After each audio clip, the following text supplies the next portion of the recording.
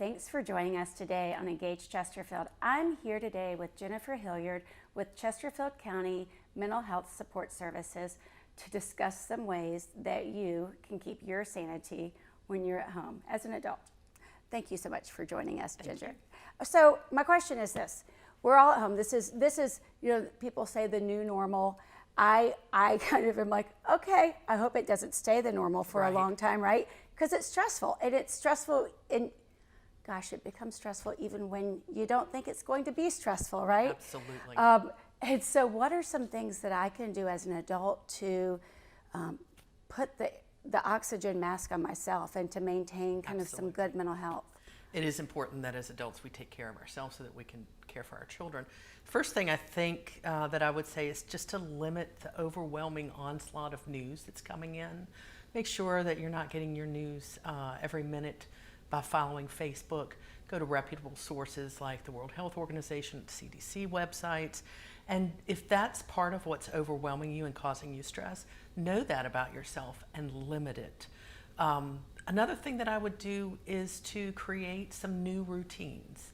You know, even the most fly by the seat of your pants person, which is kind of how I am, still crave routines, just like kids do.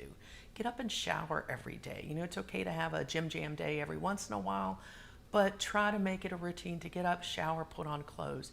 If you're working from home, I would also get dressed for the office, particularly if you have kids, because that is a signal to them that you're in the work mode. So if you're working from home, I would do that.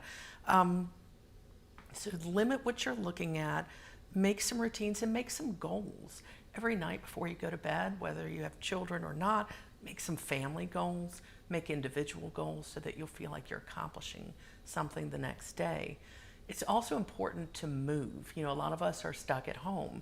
We don't want to go out, and we're feeling like we're just sitting in front of the TV. Make a plan as part of your goals to get outside if the weather is good.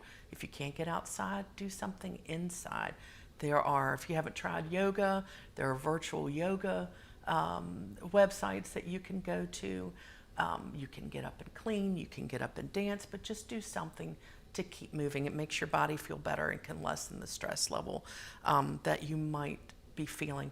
And also just know that you can control what you can control. You may not be able to control what's going on outside of your house, but you can control what's going on inside of it. So, and that's really helpful, because it is so easy to get sucked into the social media piece of it, or just 24/7 news. Absolutely. And that just becomes everything that you're taking in. But then the social distancing piece. So I'm a huge extrovert, and I know extroverts that are out there that are feeling disconnected because work is different and home is different, and so there are no other people kind of coming in that you're engaging with other than the people that are under your roof, or even if you live alone. And so how do you keep the 6 feet distance and not engage that way, but also keep your sanity and feel kind of connected to what is good in your life? The interesting thing about this new normal is that people are finding some really creative ways to connect with other people. If you go on Hands-on RVA, they have virtual volunteering. You can connect with them and do some work and feel like you're accomplishing something, whether it's through Zoom or Facebook Live. There are plenty of ways that you can connect with people that maybe you haven't in a while. I connected with some old college friends, Texas, DC, and every couple of weeks we just reconnect. There are lots of apps for checking on your neighbors that you don't have to go door to door if you feel safer inside. The Nextdoor app is something that people can use to just make sure people in your neighborhood are okay, but also check on them. You can connect with people through your interests if you find some live classes online. So for those of us that are extroverts, this could be a real stressful time, and it is important to keep connecting with people, your family. Sometimes some people have found it useful to reconnect with older relatives to check on them. So anything that you can do, particularly if you are an extrovert, to just touch base with people over the phone or over the internet sometimes can decrease your stress level. Right. Well, that does, and it also kind of gives you a way, like you were talking about the virtual volunteer opportunities, or seeing on people that are even more distanced than you, like for example the elderly. And oftentimes those are the folks that we don't really spend the time, because in our day-to-day fast-paced life that you shoot people texts, they're not usually the people that communicate that way. Right. And so then the other big piece of this is, and I referenced putting the oxygen mask on yourself first. Right. Because you have to put them on the little people after that. Right. And as much as, gosh, you have so many emotions going on, and then you're taking care of your own kids. And that's really stressful, because, oh, wow, and I'm thinking, I'm fortunate because my children are in their 20s, but had they been 13 and 10, and I've been in this situation, whew, that's a stressor, right? And so how do you handle that and give yourself a little peace and grace, I guess, for it? Well, like I said before, kids crave routine, just like we do, maybe to a lesser extent. So create that routine for them. Make those goals every night. Structure their day. They are still in school.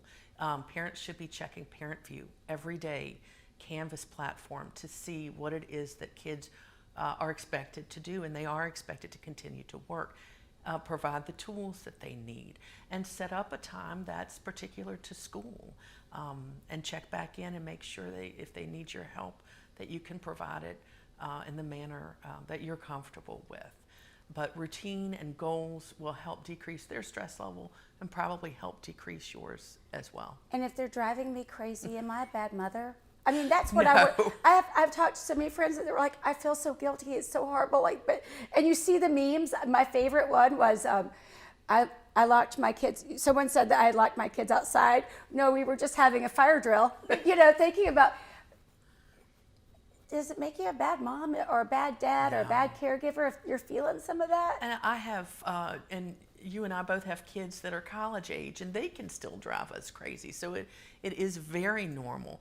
So make sure you take some time for yourself, whether that's, before they get up, taking that cup of coffee outside and just kind of being still for a while, so that you do replenish you and get that oxygen mask back on you before you can deal with the kids. And it is frustrating, particularly if you're used to working all day away from your kids, and now all of a sudden they're at home, you're at home, you've still got to work. How do you manage that? Of course, it's going to be frustrating. So some practical tips that, kind of help you to the point to where you're not locking people outside. Absolutely.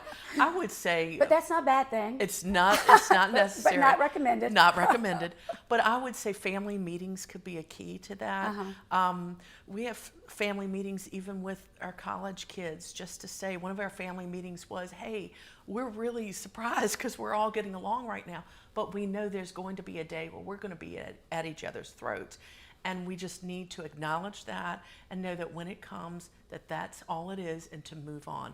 For parents of younger kids, if there are patterns of presenting problems, use that family time, if you can, family dinner, to talk about it and say what happened, what went wrong, what could we do differently the next time, and what are your expectations for the kids, and also what's going to, what the consequences will be if this continues to happen. Make sure they're enforceable consequences. Awesome. Thank you so much for coming and sharing with us and kind of validating what I think a lot of people are feeling. And thanks for everything that you do and continue to do to serve the community. If I need any more information, or if I feel like maybe this is just a little bit more anxiety than what people are normally experiencing right now, is there something I can do or somewhere I can contact? Absolutely. Chesterfield County Mental Health Support Services is up and running and functioning. There you can reach out to Prevention, you can reach out to Intake, but I'm with Prevention, and folks can feel free to reach out in that way, and I think the information will be given on your screen. Perfect. Thanks so much for coming and joining us today. Thank you.